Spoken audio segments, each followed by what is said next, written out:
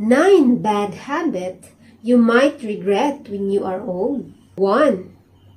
Neglecting your health and fitness. 2.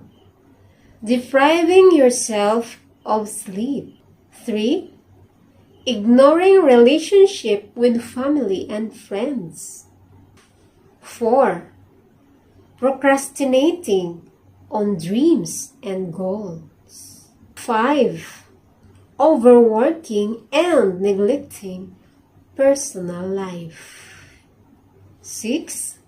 Living with unresolved conflicts and grudges.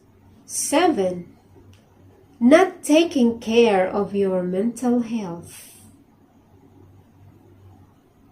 8. Being too hard on yourself. And 9.